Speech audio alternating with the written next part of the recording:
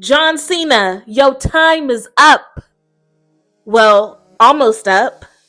And AJ Styles just might be the man to slam the final chapter shut.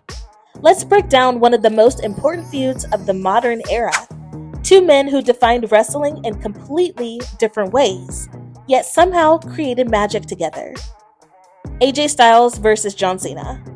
When AJ Styles walked into WWE in 2016, it felt like an alternate universe cracked open. Here was the guy who had carried TNA, who had made waves in New Japan, who was already a legend everywhere except WWE.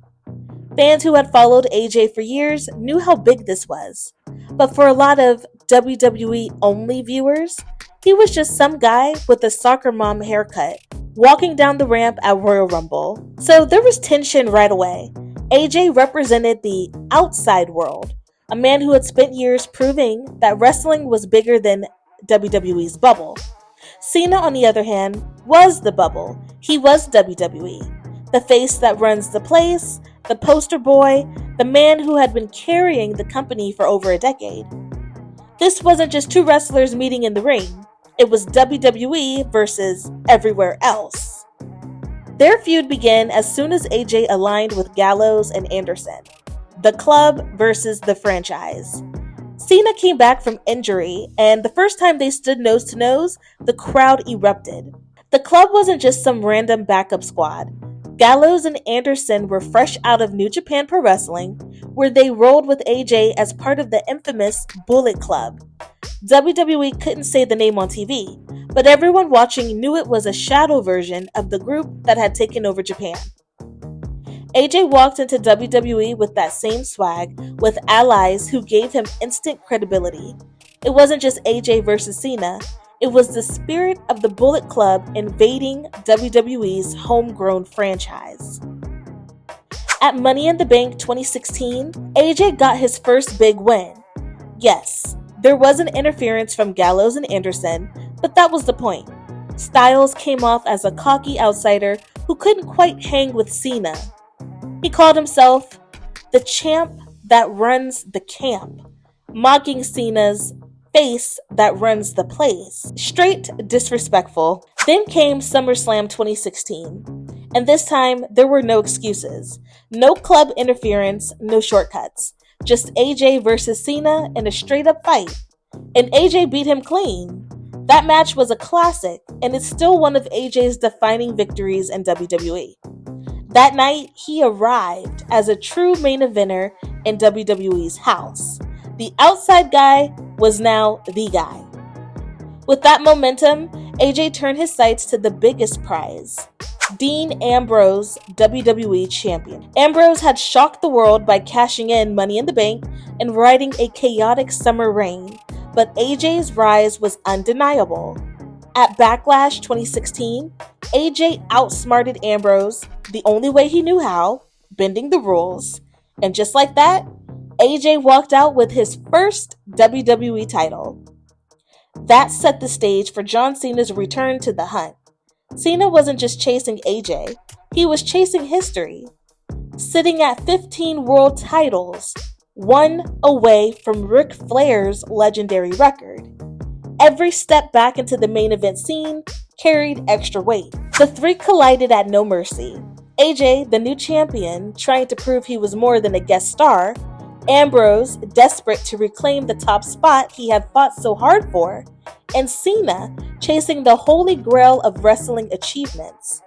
The result was chaos, a true clash of eras, but when the dust settled, AJ Styles retained his championship, cementing himself as the man running WWE's show. Royal Rumble 2017 brought the ultimate clash, Cena versus AJ for the WWE title. And in a match that many fans considered one of Cena's best ever, the leader of Cena Nation tied Flair's record by beating Styles. It was WWE's Golden Boy reclaiming the throne, but it was also AJ proving that he belonged on that throne too. Their singles record evened out 2-2, which is rare in WWE. Usually one guy is clearly put over, but here it was balance, a sign of respect. Cena got his legacy-defining win, and AJ got the credibility that cemented him as a WWE legend. So what does this feud mean for the bigger picture? For AJ Styles, validation. All those years grinding in TNA, stealing the show in Japan, being told he'd never make it into WWE because of his size or his accent. All of it washed away because he stood toe-to-toe with Cena. And for Cena, maybe he had something to prove too. By 2016, a lot of his fans were sick of him. Same moves, same promos, the Super Cena criticism, but facing AJ, that forced Cena to step up his game. These weren't the lumbering main event matches he was used to. With AJ, Cena put on some of the best performances of his career. Their trilogy reminded fans that Cena wasn't just a brand, he was a wrestler. Also, for WWE, this was a bridge. AJ represented the changing times, the idea that stars could be made outside of WWE's machine. Their feud showed that the future and the past could meet, clash, and create something unforgettable. Now let's fast forward to 2025. Cena already told us, this is his last ride. 2025 is his farewell tour, and every match counts. He's not just showing up for cameos, he's out here writing his final chapter. So when Cena started showing face on SmackDown again, the energy changed. Fans weren't asking, who's next for the world title? They were asking, who gets the honor of Cena's last matches? Now let's talk about AJ, because 2025 hasn't exactly been smooth for him. The man has been on and off TV, sometimes overlooked, sometimes underbooked, and he's been vocal about it. On Raw just a couple weeks ago, AJ grabbed the mic and said, this match with John Cena, it doesn't need a story. The story writes itself. And now here we are, Crown Jewel 2025. Cena's farewell run colliding with AJ's hunger to prove he still belongs at the top. It's not about belts, it's not about rankings, it's about pride, about respect, about closing circles. The spark of this match isn't about their past, it's about now. Cena's time is running out, AJ's time is slipping away, and Crown Jewel is the one place they can remind the world that legends don't fade quietly. Now, as talk swirls about Cena's final match, there's a lingering question. Should AJ be the one to close that chapter? On one hand, it makes perfect sense.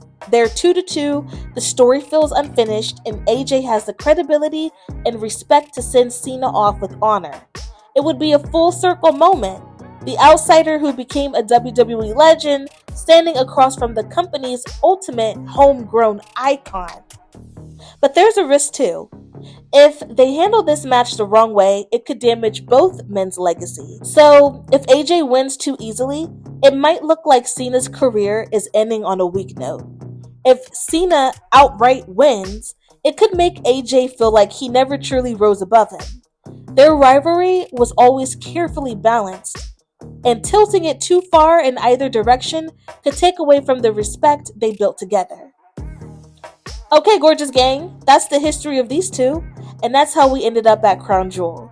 Will this finally be the end of AJ versus Cena, or is there more waiting? Let me know what you think. Tap in or tap out in them comments, like and subscribe.